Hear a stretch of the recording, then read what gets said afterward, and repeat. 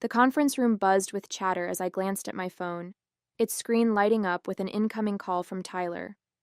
I stepped out into the hallway, expecting the usual small talk. "How's the trip? When will you be home?" Instead, Tyler's voice came through cold and smug. "I'm divorcing you," he said, his tone almost triumphant. "I've already sold the apartment, so you'll need to figure out where you're going to live. Enjoy that." For a moment, I couldn't breathe. The audacity of it, the complete lack of remorse, it was almost laughable. My hand tightened around the phone as his words sunk in. "You sold the apartment?" I asked, keeping my voice steady. "Yeah," he said with a dry laugh. "Nicole and I need the money to set up our life together. She deserves better than a tiny place like that anyway." Nicole. The name stung, though I'd suspected for months that there was someone else. Tyler's late nights, his sudden work trips, and the mounting distance between us all pointed to a third party. But to hear him speak her name so casually, as if I were the intruder in their life, lit a fire in my chest. "Sounds good," I replied evenly. There was no way I was giving him the satisfaction of hearing me crack. "My name is Amelia, and up until that phone call, I thought I'd married a man I could trust. Tyler and I had been together for 6 years, and while things hadn't always been perfect, I'd believed in our partnership. We'd worked hard to buy our apartment, a cozy 2-bedroom in the city that I'd fallen in love with the moment I saw it. It wasn't just a home, it was a symbol of everything we'd built together. Or at least that's what I'd thought. Looking back, there had been signs, small cracks in the foundation I'd ignored.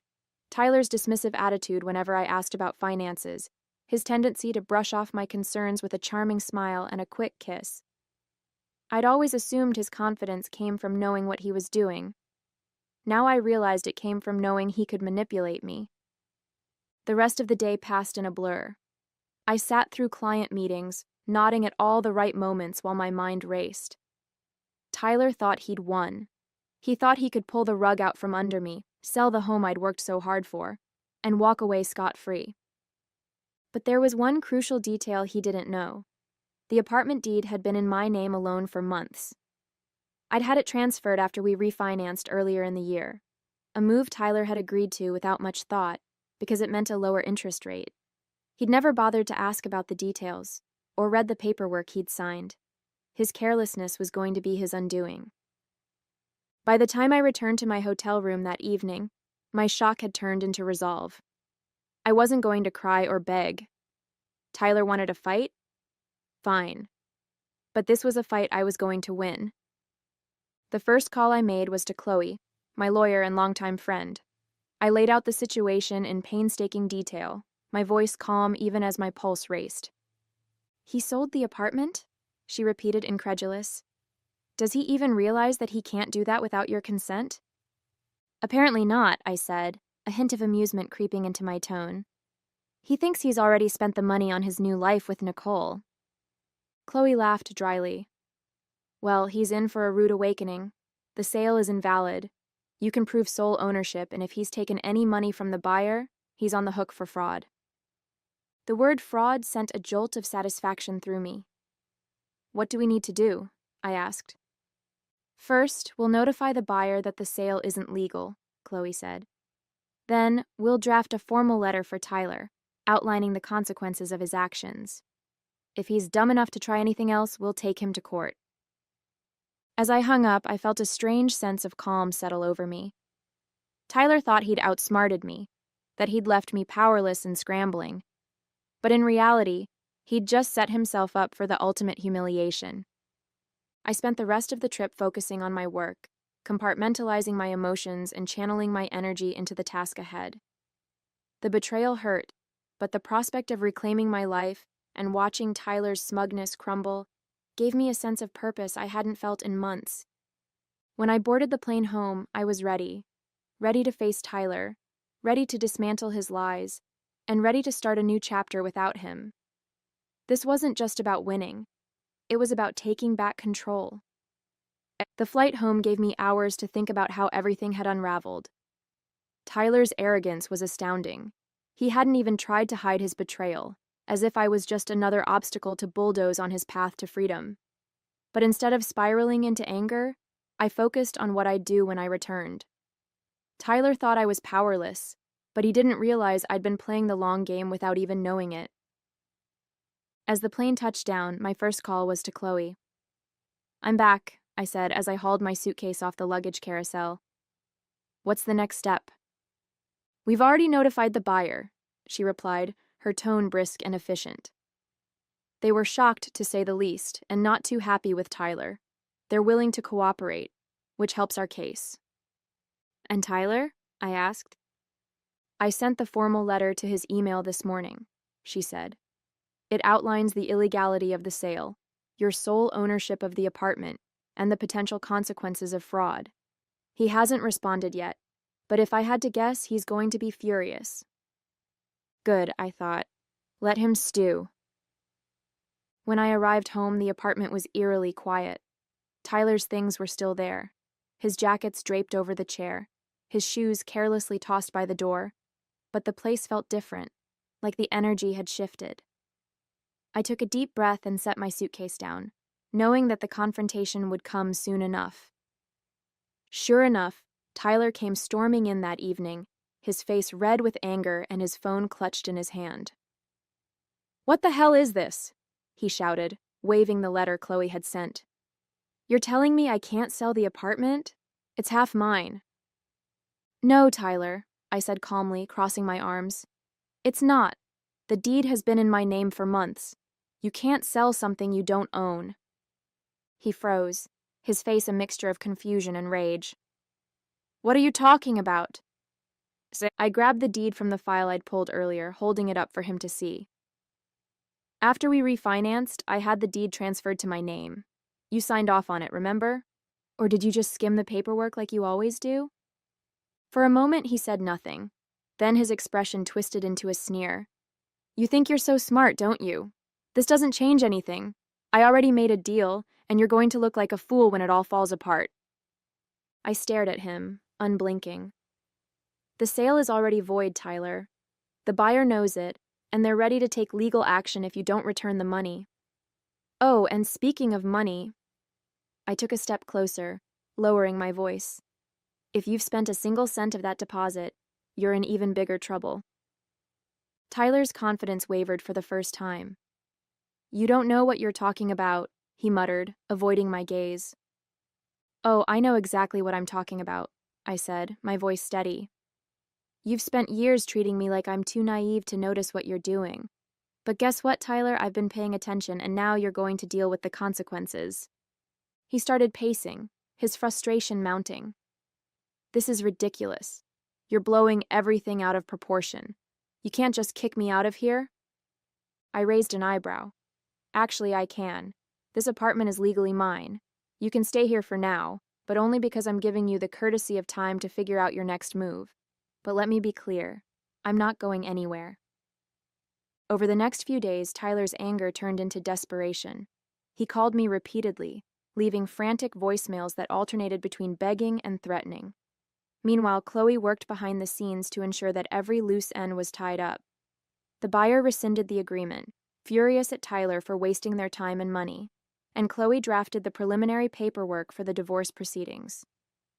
"You're in a good position, Amelia," she told me during one of our meetings. "Tyler has no leverage here. Between the voided sale and the fraud charges hanging over his head, he'll have to cooperate if he wants to avoid a bigger mess." Her words were a relief, but they also reminded me just how much I'd allowed Tyler to control my life. For years, I'd ignored his dismissiveness and arrogance, telling myself it wasn't worth the fight. But now, I saw how much I'd been giving up, and I was determined to take it all back. Lauren, my best friend, came over one evening to help me reorganize the apartment. We boxed up Tyler's things, carefully stacking them in the corner of the living room. "How's he taking all this?" she asked, holding up one of his gaudy ties with a smirk. "Not well," I said, laughing despite myself. "He's still convinced he can talk his way out of it, but I'm not budging."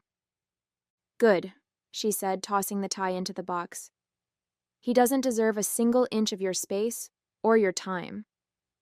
I nodded, feeling a wave of gratitude for her support. For so long, I'd felt alone in my marriage, carrying the emotional and financial burden while Tyler took credit for everything. But now, I had people in my corner, and that made all the difference. The final piece of my plan fell into place the day Tyler brought Nicole to the apartment. I was sitting at the dining table reviewing some paperwork when they walked in like they owned the place. Nicole looked around with a smug smile, her arm looped through Tyler's. "So, this is where we're staying?" she said, her voice dripping with entitlement. I stood up, my heart pounding but my resolve unshaken. "No," I said firmly.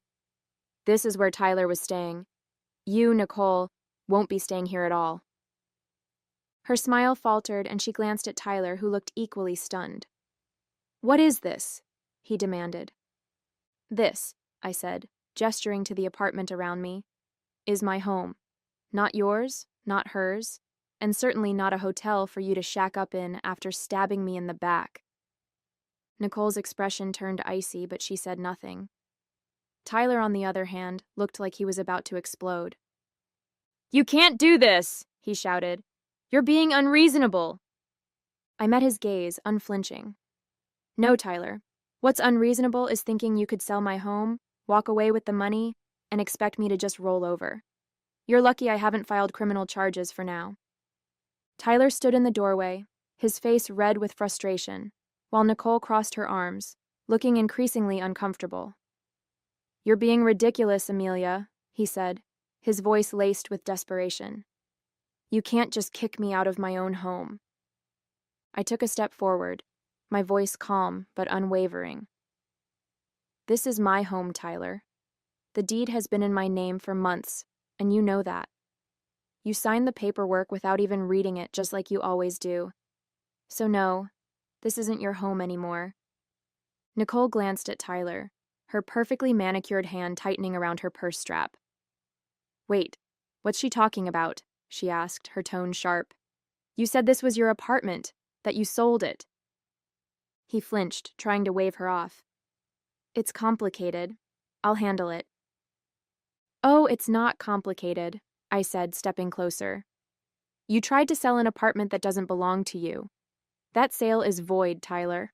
And as of right now, you don't have a leg to stand on." Nicole's composure cracked.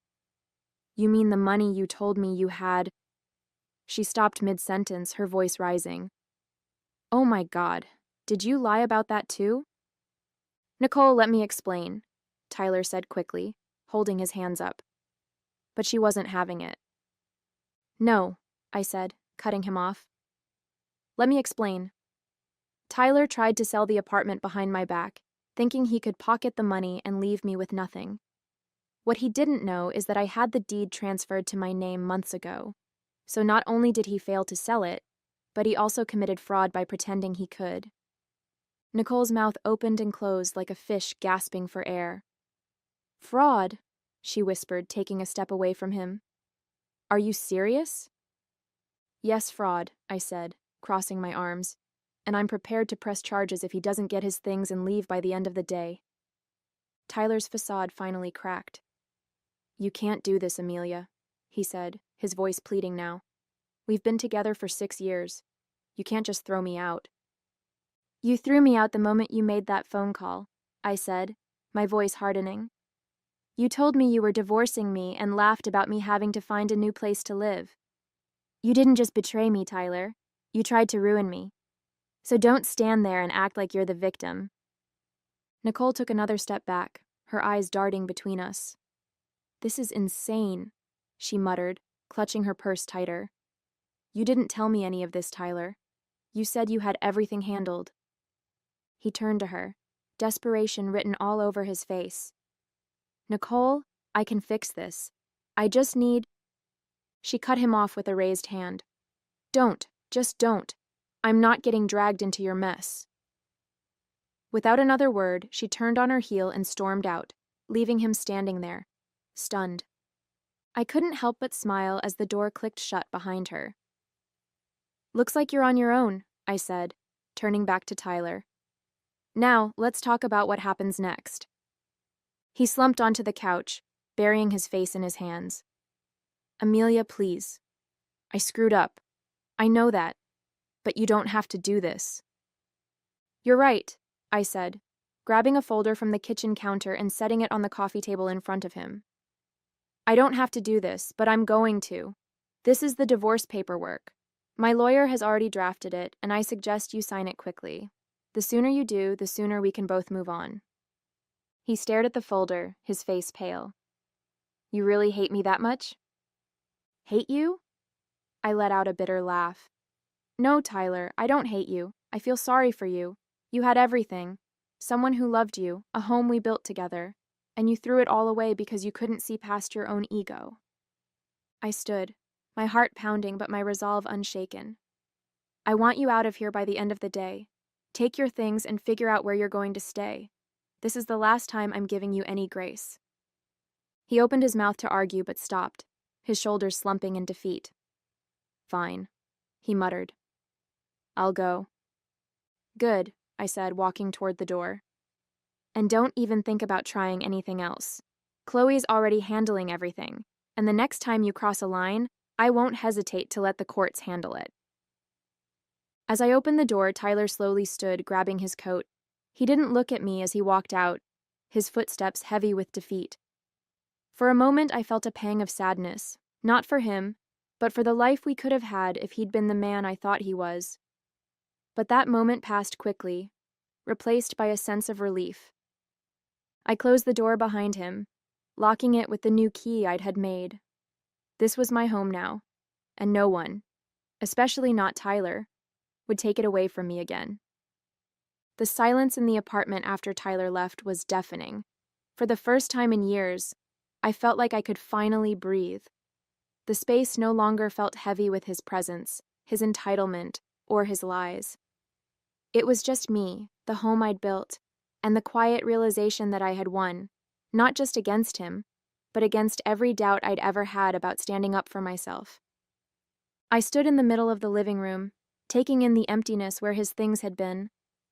His oversized gaming chair, the framed jerseys that had cluttered the walls, and the gaudy coffee table he'd insisted on keeping were all gone. The apartment looked cleaner, brighter, like it was mine again.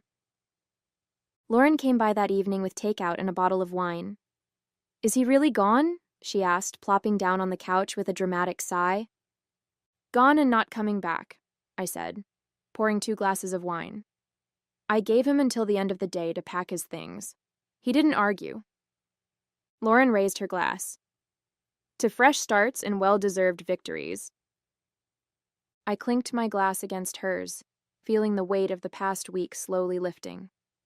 To never letting someone walk all over me again. Over the next few days, I began to reclaim the apartment piece by piece. I rearranged the furniture, moved my favorite artwork into the living room, and filled the space with things that made me happy. It wasn't just about redecorating, it was about turning the apartment into a reflection of who I was, not the person Tyler had tried to make me. Chloe called with updates on the legal proceedings, her voice filled with the kind of confidence that made me feel invincible. The fraud charges are off the table since the buyer decided not to pursue them, she explained, but the divorce paperwork is moving along smoothly. Once Tyler signs, you'll be officially free. Hearing the word free made my chest tighten. It wasn't just about the divorce. It was about everything I'd been carrying for years. The resentment, the self-doubt, the feeling of being trapped in a marriage that didn't value me. It was all finally being lifted. Tyler tried to reach out a few times. His messages ranged from half-hearted apologies to pathetic attempts to guilt me into reconciling. I made a mistake, one read. Can't we at least talk about this? Another was more desperate. You're going to ruin me, Amelia. Is that what you want? I didn't reply. For once, I wasn't going to waste my energy trying to fix something that was broken beyond repair. He'd made his choices, and now he was dealing with the consequences. By the end of the week, the apartment felt like a completely new space, warm, inviting, and entirely mine. As I sat on the couch with a cup of tea, the city lights twinkling outside the window, I thought about everything that had happened. Tyler's betrayal had been a shock, but it had also been a wake-up call. For too long, I'd let myself believe that I didn't deserve better, that I had to settle for whatever scraps of respect and love he decided to throw my way. But now, I knew better. I wasn't just reclaiming my apartment, I was reclaiming my life. A month later, my life looked completely different. The apartment was unrecognizable, not because of any drastic renovations, but because of how it felt. It was a space that reflected me, my tastes, my personality, and my newfound independence. The absence of Tyler's clutter and his overbearing presence made the home feel lighter, freer. The divorce was moving along smoothly. Chloe had handled everything with precision, ensuring Tyler had no room to argue or complicate the process. He signed the papers without much fuss, likely realizing that he had no leverage. There was no grand showdown, no emotional plea to work things out. Just a cold, clean break that felt both bittersweet and deeply satisfying. One day, as I sorted through some old papers, I came across a photo of Tyler and me from our early years together. We were smiling, arms around each other, full of hope and promise. I stared at it for a moment, letting the memories wash over me. There had been good times, moments when I truly believed we were building a life together. But those moments were gone, overshadowed by years of neglect, manipulation, and betrayal. I tucked the photo into an envelope and put it away in a drawer. It wasn't worth keeping out in the open, but I wasn't ready to throw it away either. It was a part of my past, but it didn't define me anymore. Lauren and I celebrated the finalized divorce with dinner and drinks at a trendy rooftop bar downtown. "You're glowing," she said, raising her cocktail in a toast. "Single life suits you." I laughed, feeling a warmth I hadn't felt in years. "It's not the single life," I said. "It's the freedom. For the first time, I don't feel like I'm living under someone else's rules." We toasted to that, and as the night went on, I felt a growing sense of pride in myself. I'd faced one of the hardest moments of my life and come out stronger. I wasn't just surviving, I was thriving. Back at home, I started planning for the future. The apartment had become more than a refuge. It was a symbol of everything I'd reclaimed. But I knew I wouldn't stay there forever. Someday, I'd move to a new place, one without any lingering shadows of my life with Tyler. Until then, I was determined to make the most of every moment in the space I had fought so hard to keep. As I curled up on the couch that night, a sense of peace washed over me. I thought about how Tyler had laughed during that phone call, so certain that he'd won, and I couldn't help but smile. His arrogance had been his downfall, and my quiet strength had been my salvation. This wasn't just the end of a marriage, it was the beginning of a new chapter, one where I called the shots, one where I chose happiness on my own terms. And after a long time, I felt truly free.